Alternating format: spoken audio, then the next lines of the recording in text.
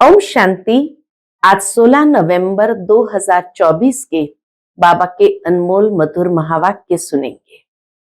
आज की मुरली में बाबा कहे, बच्चे एक तरफ है साइंस घमंड तो दूसरी ओर है साइलेंस घमंड।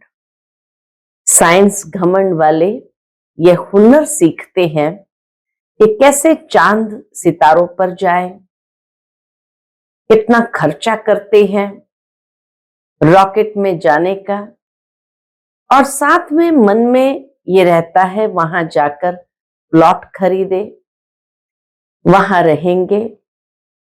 परंतु डर भी रहता है कि पता नहीं कहीं रॉकेट फेल हो गया और गिर गया तो जान ही चली जाएगी।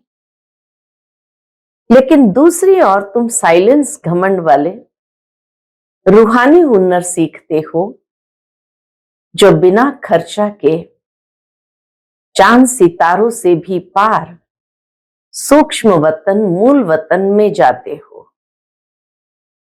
और बाबा कहे, तुम्हें कोई डर भी नहीं है कि रॉकेट फेल हो जाए या कुछ हो जाए, जान चली जाए, क्योंकि तुम शरीर यहीं छोड़ करके ऊपर बुद्धि से यात्रा करते हो, तो गिरने आदि का डर ही नहीं। ये रूहानी हुनर इस समय बाप आकर के सिखाते हैं। इस हुनर में कमाई ही कमाई है, जबकि साइंस घमंड वालों का खर्चा ही खर्चा है। हाँ, बाबा कहे जब जाते हैं और वापस आते हैं तो उन्हें काफी प्राइज मिलते हैं, करोड़ 2 करोड़ रुपया मिल जाते हैं, लेकिन यहां के यहां ही वो सब खत्म होने वाले हैं। तो इसीलिए बाबा कहे, तुम्हारा ये रूहानी हुनर बहुत ऊंचा है। सुनते हैं आज के बाबा के अनमोल मधुर महावाक्य। ओम शांति। मीठे बच्चे, बाप आए हैं तुम्हें रूहानी हुनर सिखलाने, जिस हुनर से तुम सूर्य चांद से भी पार शांति धाम में जाते हो। आज की मुरली से प्रश्न है, साइंस घमंड और साइलेंस घमंड में कौन सा अंतर है? उत्तर, साइंस घमंडी चांद सितारों पर जाने के लिए कितना खर्चा करते हैं, शरीर का जोखिम उठाकर जाते हैं। उन्हें यह डर रहता है कि रॉकेट कहां फेल ना हो जाए। तुम बच्चे साइलेंस घमंड वाले बिगर कौड़ी खर्चा सूर्य चांद से भी पार मूल वतन में जाते हो। तुम्हें कोई डर नहीं, क्योंकि तुम शरीर को यहां ही छोड़कर जाते हो। बुद्धि की यात्रा है। ओम शांति। रूहानी बाप बैठ रूहानी बच्चों को समझाते हैं। बच्चे सुनते तो रहते हैं कि साइंस दान चांद पर जाने का प्रयत्न करते रहते हैं, लेकिन वे लोग तो सिर्फ चांद तक जाने की कोशिश करते हैं। बाबा कहे, सिर्फ अभी तक कोशिश ही करते हैं, कितना खर्चा करते हैं, बहुत डर रहता है ऊपर जाने में। अब तुम अपने ऊपर विचार करो, तुम कहां के रहने वाले हो? वह तो चंद्रमा के तरफ जाते हैं, तुम तो सूर्य चांद से भी पार जाते हो। एकदम मूल वतन में वो लोग तो ऊपर जाते हैं तो उनको बहुत पैसे मिलते हैं, ऊपर में चक्कर लगाकर आते तो उन्हों को लाखों सौगातें मिलती है। शरीर का जोखिम रिस्क उठाकर जाते हैं। वह है साइंस घमंडी। तुम्हारे पास है साइलेंस का घमंड। तुम जानते हो, हम आत्मा अपने शांति धाम ब्रह्मांड में जाते हैं। आत्मा ही सब कुछ करती है। उन्हों की भी आत्मा शरीर के साथ ऊपर में जाती है।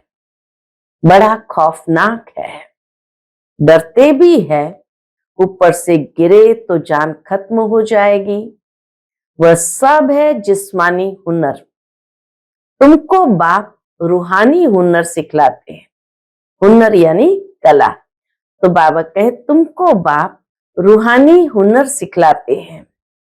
इस हुनर सीखने से तुमको कितनी बड़ी प्राइज मिलती है। 21 जन्मों की प्राइज मिलती है, नंबरवार पुरुषार्थ अनुसार। आजकल गवर्नमेंट लॉटरी भी निकालती है ना, यह बाप तुमको प्राइज देते हैं। स्वर्गीय दुनिया का प्राइज ये बाप हमें देते हैं। और क्या सिखलाते हैं? तुमको बिल्कुल ऊपर ले जाते हैं, जहां तुम्हारा घर है। अभी तुमको याद आता है ना कि हमारा घर कहाँ है, और राजधानी जो गंवाई है वह कहाँ है? रावण ने छीन लिया। राजधानी जो गंवाई कहाँ है? बाबा कहे रावण ने छीन लिया। अब फिर से हम अपने असली घर भी जाते हैं और राजाई भी पाते हैं। मुक्ति धाम हमारा घर है, ये कोई को भी पता नहीं है। अब तुम बच्चों को सिखलाने के लिए देखो, बाप कहां से आते हैं, कितना दूर से आते हैं। आत्मा भी रॉकेट है, वह कोशिश करते हैं ऊपर जाकर देखें चंद्रमा में क्या है, स्टार में क्या है। तुम बच्चे जानते हो यह तो इस मांडवे की बत्तियां है। बाबा कहे वो कोशिश करते ऊपर जाकर देखे चंद्रमा में क्या है, स्टार्स में क्या है। वास्तव में बाबा कहे ये इस मांडवे की बत्तियां हैं। जैसे मांडवे में बिजलियां लगाते हैं, म्यूजियम में भी तुम बत्तियों की लड़ियां लगाते हो। यह फिर है बेहद की दुनिया। इसमें यह सूर्य चांद सितारे रोशनी देने वाले हैं। मनुष्य फिर समझते हैं सूर्य चंद्रमा ये देवताएं हैं, परंतु ये देवता तो है नहीं। बाबा कहिए तो सिर्फ मांडवे की बत्तियां हैं। जिस तरह कोई भी स्टेज सजाते हैं तो उसमें लड़ियां लगाते हैं, बत्तियां लगाते हैं और डेकोरेशन होता है। ऐसे ही ये प्रकृति का डेकोरेशन है इस स्टेज को भी।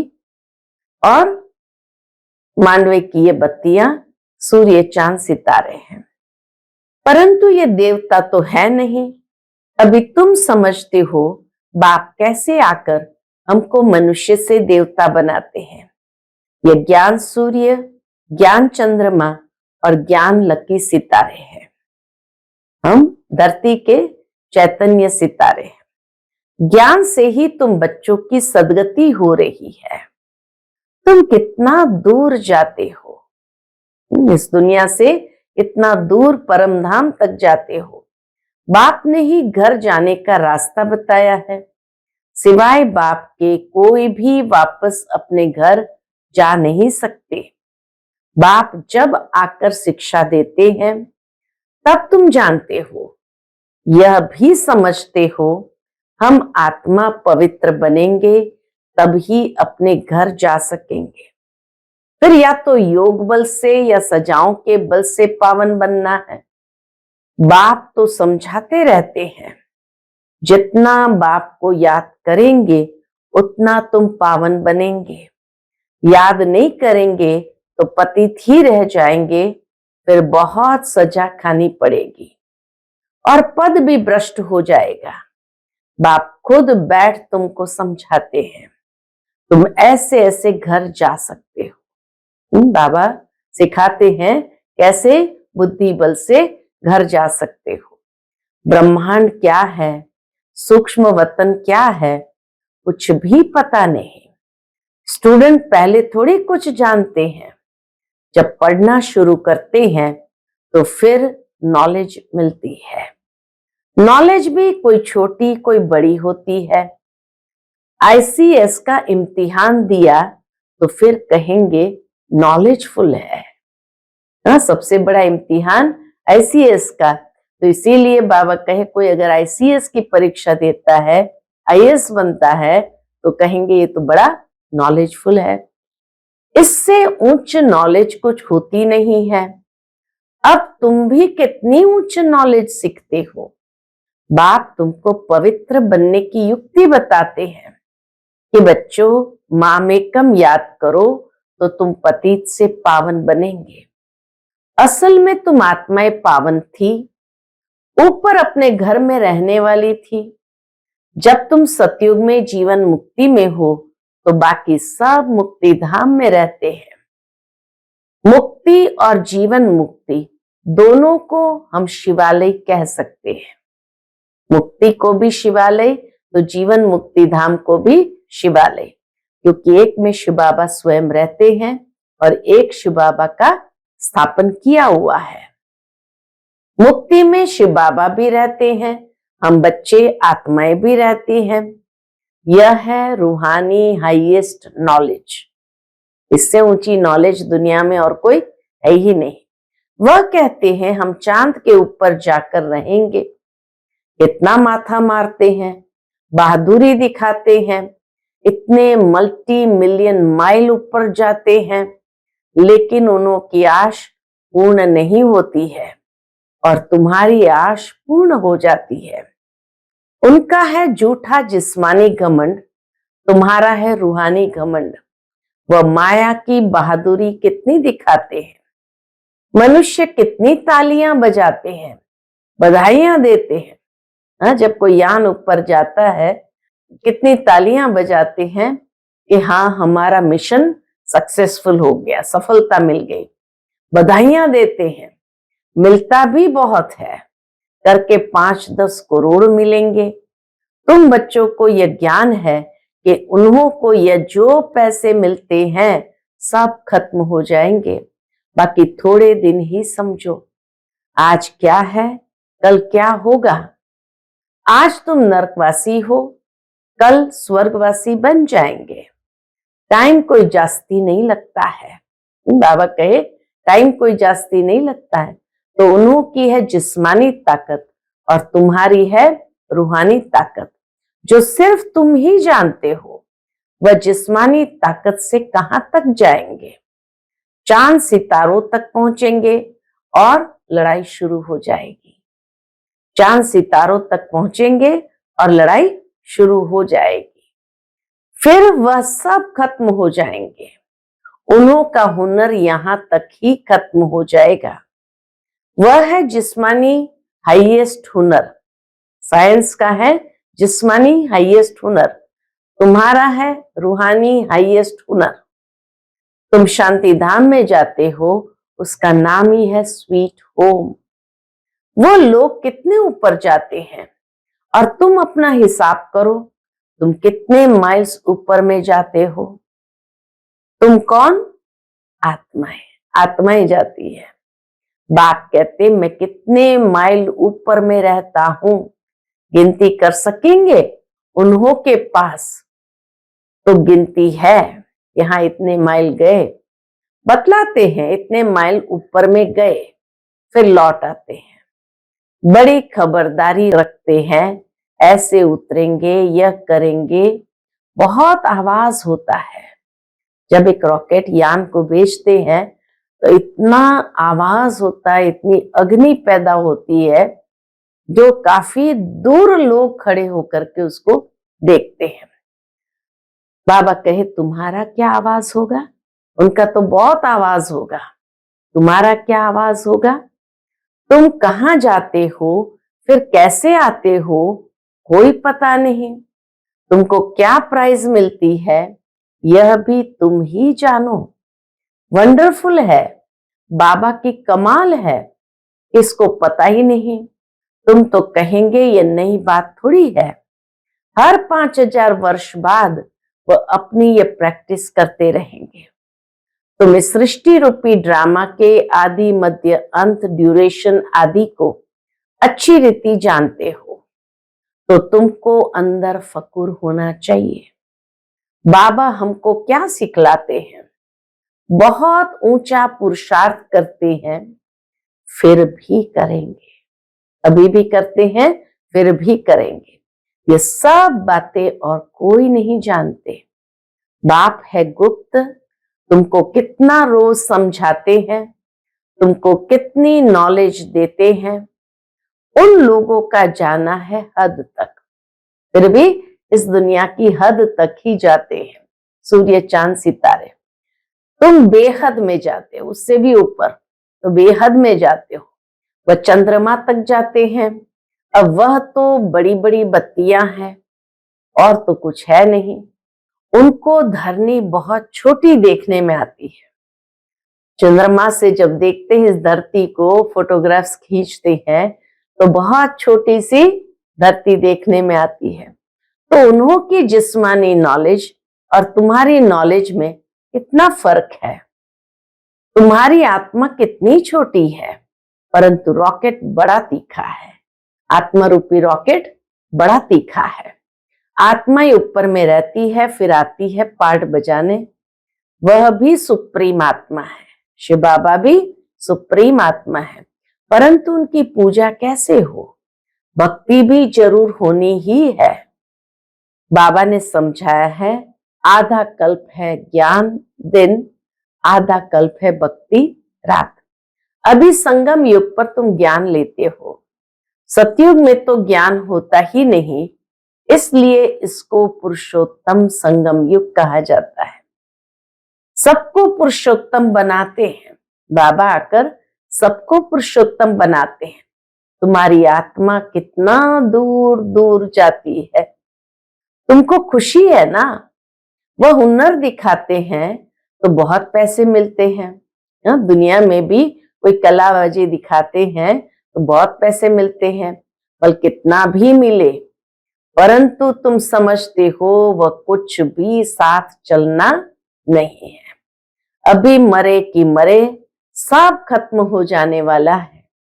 अभी तुमको कितने वैल्यूएबल रत्न मिलते हैं। ये एक एक ज्ञान रत्न की वैल्यू कितनी अमूल्य है, इनकी वैल्यू कोई गिनी नहीं जाती है। लाख लाख रुपया एक एक वर्जन्स का है। बाबा का एक एक महावाक्य का कितना है? लाख लाख रुपया। कितने समय से तुम सुनते ही आते हो। गीता में कितनी वैल्यूएबल नॉलेज है। ये एक ही गीता है जिसको मोस्ट वैल्यूएबल कहते हैं। सर्वशास्त्रमय शिरोमणि श्रीमद् भगवत गीता है।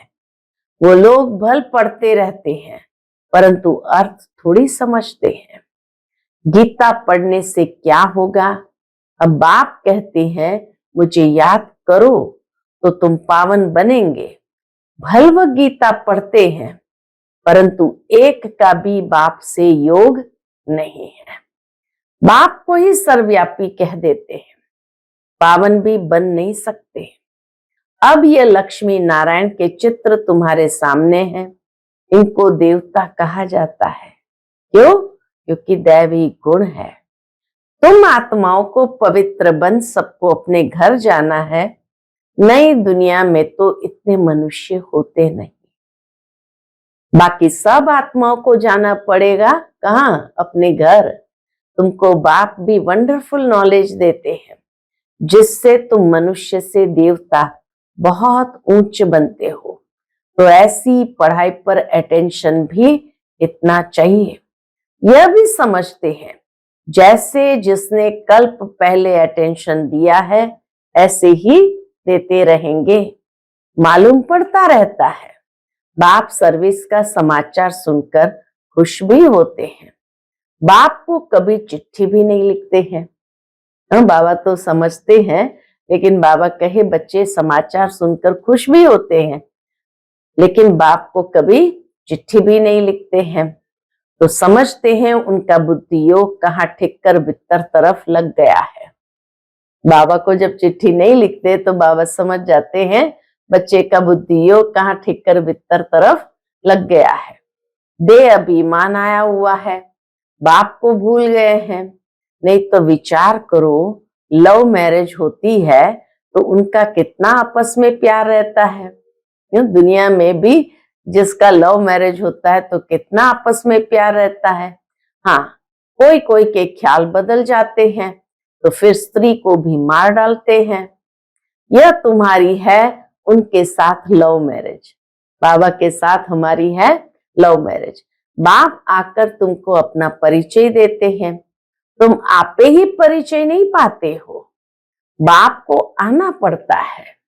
बाप आएगा तब जबकि दुनिया पुरानी होगी, पुरानी को नई बनाने जरूर संगम पर ही आएंगे। बाप की ड्यूटी है नई दुनिया स्थापन करने की, तुमको स्वर्ग का मालिक बना देते हैं। तो ऐसे बाप के साथ कितना लव होना चाहिए। फिर क्यों कहते कि बाबा हम भूल जाते हैं? इतना लव जहां हो वहां तो याद भूल नहीं सकती है। तो फिर क्यों कहते हो बाबा हम भूल जाते हैं? बाबा ऊंच ते ऊंच बाप है, इनसे ऊंच कोई होता ही नहीं। बाबा कहे उनसे ऊंचा कोई होता ही नहीं। मनुष्य मुक्ति के लिए कितना माथा मारते हैं, उपाय करते हैं, कितने झूठ ठगी चल रही है। बाबा कहे कितना दुनिया के अंदर देखो कितनी झूठ ठगी चल रही है। महर्षि आदि का कितना नाम है, रमन महर्षि का कितना नाम है। गवर्नमेंट 10-20 एकड़ जमीन दे देती है। ऐसे नहीं कि गवर्नमेंट कोई इरिलीजियस है, उनमें भी बाबा कहे उनमें भी कोई मिनिस्टर रिलीजियस है, कोई अनरिलीजियस है, कोई धर्म को मानते ही नहीं। कहा जाता है रिलीजन इज माइट। क्रिश्चियन में माइट थी ना, सारे भारत को हब करके गए। अभी भारत में कोई माइट नहीं है, कितना झगड़ा मारा मारी लगी पड़ी है। वही भारत क्या था, बाप कैसे कहाँ आते हैं किसको कुछ भी पता नहीं। बाप कहाँ कैसे आते हैं किसी को कुछ भी पता नहीं है। तुम जानते हो सबसे पहले बाबा कहाँ आए? बाबा कहे तुम जानते हो मगध देश में आते हैं जहां मगरमच्छ होते हैं। बड़े बड़े ऐसे लोग हैं, मनुष्य ऐसे हैं जो सब कुछ खा जाए। मगध देश में सब कुछ खा जाए। सबसे जास्ती वैष्णव भारत था। यह वैष्णव राज्य है ना, कहाँ ये महान पवित्र देवताएं, कहाँ आजकल देखो क्या क्या हब करते रहते हैं, क्या क्या खाते रहते हैं, आदमखोर भी बन जाते हैं, मनुष्य की लाशें भी खा लेते हैं। भारत की क्या हालत हो गई है, अभी तुमको सारा राज समझा है। अभी बाबा के तुम्हें सारा राज समझा है। ऊपर से लेकर नीचे तक पूरा ज्ञान देते हैं। पहले पहले तुम ही इस पृथ्वी पर होते हो, फिर मनुष्य वृद्धि को पाते हैं। अभी थोड़े समय में हाहाकार हो जाएगा, फिर हाय हाय करते रहेंगे। स्वर्ग में देखो कितना सुख है। यह एम ऑब्जेक्ट की निशानी देखो, यह सब तुम बच्चों को धारण करनी है। कितनी बड़ी पढ़ाई है, बाप कितना क्लियर कर समझाते हैं। माला का राज भी समझाया है। ऊपर में फूल है शिव बाबा, फिर मेरुदाना यानी प्रवृत्ति मार्ग है ना। निवृत्ति मार्ग वालों को तो माला फेरने का हुक्म नहीं है, यह है ही देवताओं की माला। उन्होंने कैसे राज्य लिया है, तुम्हारे में भी नंबरवार है। कोई कोई है जो बेधड़क हो किसको भी समझाते हैं। आओ तो हम आपको ऐसी बातें बताएं जो और कोई बता नहीं सकते, सिवाय शिव बाबा के और कोई जानते ही नहीं। उन्हों को ये राजयोग किसने सिखाया? बहुत रसीला बैठ समझाना चाहिए। बाबा कहे बहुत रसीले ढंग से बैठकर समझाना चाहिए। ये 84 जन्म कैसे लेते, देवता क्षत्रिय वैश्य शूद्र, बाप कितनी सहज नॉलेज बताते हैं। और पवित्र भी बनना है, तब ही ऊंच पद पाएंगे। सारे विश्व पर शांति स्थापन करने वाले तुम हो। बाप तुमको राज्य भाग्य देते हैं, दाता है ना, वह कुछ लेता नहीं है। शिव बाबा दाता है, वह कुछ लेता नहीं है। तुम्हारी पढ़ाई की यह है प्राइस। नई दुनिया की राजधानी बाबा कहे तुम्हारी पढ़ाई की यह है प्राइस। ऐसी प्राइस तो और कोई दे न सके। तो ऐसे बाप को प्यार से क्यों नहीं याद करते हैं? लौकिक बाप को तो सारा जन्म याद करते हो, पारलौकिक को क्यों नहीं याद करते हो? बाप ने बताया है यह युद्ध का मैदान है। टाइम लगता है पावन बनने में, इतना ही समय लगता है। कितना? जब तक लड़ाई पूरी हो। ऐसे नहीं जो शुरू में आए हैं वह पूरे पावन होंगे। बाबा कहते माया की लड़ाई बड़ी जोर से चलती है, अच्छे अच्छे को भी माया जीत लेती है। इतनी तो बलवान है माया, बहुत बलवान है। जो गिरते हैं वो फिर मुरली भी कहां से सुने? सेंटर में तो आते ही नहीं है, तो उनको कैसे पता पड़े? माया एकदम वर्थ नॉट अ पेनी बना देती है। मुरली जब पढ़े तब सुजाग हो। गंदे काम में लग जाते हैं। कोई सेंसिबल बच्चा हो जो उनको समझावे। माया के जो वश हो गए हैं, बाबा कहे उनको समझाए कि तुमने माया से कैसे हार खाई है। बाबा तुमको क्या सुनाते हैं, तुम फिर कहां जा रहे हो? देखते हैं इनको माया खा रही है तो बचाने की कोशिश करनी चाहिए। कहा माया सारा हप न कर लेवे, फिर से सुजाग हो जाए, नहीं तो ऊंच पद नहीं पाएंगे। नहीं तो बाबा कहे ऊंच पद नहीं पाएंगे। सतगुरु की निंदा कराते हैं। अच्छा, मीठे मीठे सिक्के लदे बच्चों प्रति माता पिता बाप दादा का याद प्यार और गुड मॉर्निंग। रूहानी बाप की रूहानी बच्चों को नमस्ते। हम सब रूहानी बच्चों की रूहानी माता पिता बाप दादा को याद प्यार गुड मॉर्निंग और नमस्ते नमस्ते। शुक्रिया बाबा, शुक्रिया। आज की मुरली से धारणा के लिए मुख्य सार है। पहली पॉइंट, बाप से साइलेंस का हुनर सीखकर इस हद की दुनिया से पार बेहद में जाना है। फकूर यानी नशा रहे, बाप हमें कितना वंडरफुल ज्ञान देकर कितनी बड़ी प्राइज देते हैं। दूसरी पॉइंट, बेधड़क होकर बहुत रसीले ढंग से सेवा करनी है। माया की लड़ाई में बलवान बन जीत पानी है। मुरली सुनकर सुजाग रहना है और सबको सुजाग करना है। आज का बाप दादा का मधुर वरदान हम बच्चों के प्रति है। परम पूज्य बन परमात्म प्यार का अधिकार प्राप्त करने वाले संपूर्ण स्वच्छ आत्मा भव। परम पूज्य बन परमात्म प्यार का अधिकार प्राप्त करने वाले संपूर्ण स्वच्छ आत्मा भव। सदा यह स्मृति जीवन में लाओ। कौन सी? कि मैं पूज्य आत्मा इस शरीर रूपी मंदिर में विराजमान हूं। ऐसी पूज्य आत्मा ही सर्व की प्यारी है। उनकी जड़ मूर्तियां भी सबको प्यारी लगती है। कोई आपस में भल झगड़ते हो लेकिन मूर्ति को प्यार करेंगे। आपस में भले लड़ते हो लेकिन मूर्ति को प्यार करेंगे। क्यों? क्योंकि उनमें पवित्रता है। तो अपने आप से पूछो, मन बुद्धि संपूर्ण स्वच्छ बनी है? जरा भी अस्वच्छता मिक्स तो नहीं है? तो ऐसे संपूर्ण स्वच्छ है वही परमात्मा प्यार के अधिकारी है। आज का स्लोगन, ज्ञान के खजाने को स्वयं में धारण कर हर समय हर कर्म समझ से करने वाले ही ज्ञानी तू आत्मा है। ज्ञान के खजाने को स्वयं में धारण कर हर समय हर कर्म समझ से करने वाले ज्ञानी तू आत्मा भव। अच्छा, ओम शांति।